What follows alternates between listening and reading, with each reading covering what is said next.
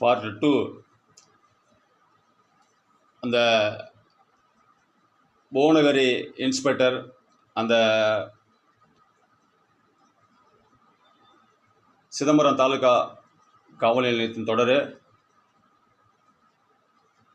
April 21 அன்று இந்த doctor வீட்டில் அத்துமீறி கதவை உடைக்கிறாங்க ஐயா. உடைச்சிட்டு போயிட்டு உள்ளே இருக்கிற பீரோவெலாம் உடைச்சி பணத்தை எடுக்கிறாங்க. அந்த பணத்தை எடுத்து எண்ணும்போது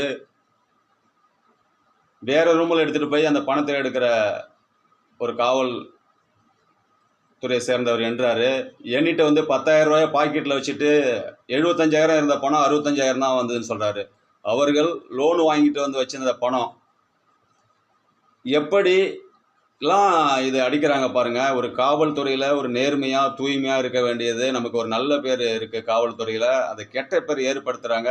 இந்த பொறுப்பு முதலமைச்சர்கிட்ட இருக்குது. இந்த லஞ்சம் வாங்குறவங்களை நிரூபிக்கப்பட்டாலும் மரண தண்டனை ஒன்று இருக்குது. அதிகாரி நம்ம எஸ்பி, நம்ம இன்ஸ்பெக்டரு, நம்ம வைக்கிறது தான் சட்டம். மக்களோட வரி பணத்தில் நீங்களாம் சம்பளம் வாங்குறீங்க. பப்ளிக் சர்வெண்ட் அனைவரும்.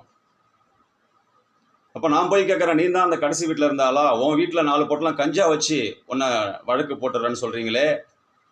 நீங்கள் இவ்வளோலாம் செஞ்சிருக்கீங்களே. அந்த வழக்கில் விசாரித்தது மட்டும் இல்லாமல் அந்த குழந்தை வாங்கிட்டு போனவங்கள்ட்ட லட்சக்கணக்கில் பணம் வாங்கியிருக்கீங்க.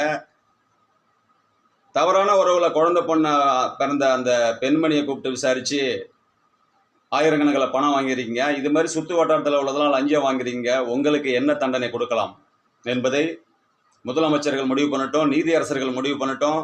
லஞ்ச ஒழிப்பு சங்கம் எதற்கும் அஞ்சாத சிங்கம். Website CID officer secret operation ஐயா. இது வரைக்கும் 5500 காவல்துறை காவல் நிலையங்களை நான் இந்தியா ஃபுல்லாக பார்த்துட்டு வந்திருக்கேன். இப்படி செய்வது நியாயமா, தர்மமா?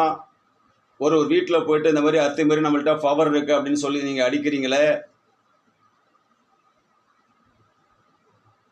உங்களை யார் அடிப்பது, உங்களுக்கு என்ன தண்டனை கொடுப்பது என்பதை நீங்கள் இராணுவத்தில் பயிற்சி எடுத்து போங்க. உங்களுக்கெல்லாம் ஒரு மக்களோட வரிப்பணத்தில் சம்பளம் வாங்கிட்டு மக்களை சுரண்டுறீங்களே, இது நீதியா, நியாயமா? நீங்கள் 10,000 அடி 20,000 அடி பள்ளத்தை நோண்டி கொண்டு நீங்கள் இதை செய்கிறீங்க. அது மட்டும் இல்லாமல் லட்சுமி மேடம் அவர்களுடைய விலை உயர்ந்த 2 செல்போனை எடுத்துக்கிட்டு போயிட்டீங்க. நீங்கள் காவல் நிலையத்தில் விசாரிச்சிட்டோம். தாலுகா காவல் நிலையம் சிதம்பரத்தில். அன்னைக்கு நீங்கள் ஒரு நாள் இன்சார்ஜாக வந்தீங்கன்னு சொன்னாங்க. நீங்கள் வந்து அந்த செல்ஃபோனெல்லாம் எடுத்துகிட்டு போயிட்டீங்க. அது கொடுக்கல. 5,000 ரூபா அந்த பையனுக்கு பணம் வந்துன்னு சொல்லிட்டு 20,000 ரூபா லஞ்சம் வாங்கிருக்கீங்க. அன்றைக்கி ஃபுல்லாக எல்லாருமே பிரியாணி வாங்கி சாப்பிட்றீங்க, அனைத்து காவல்துறை அதிகாரிகளும். இதுக்கு சட்டப்படி உங்களை அடுத்தது நடவடிக்கை எடுக்கிறாங்க ஒரு பக்கம். இது நம்மளுடைய விசாரணை. உலகம் ஃபுல்லாக இது போய் சேரணும். அடுத்தது தப்பு நடக்க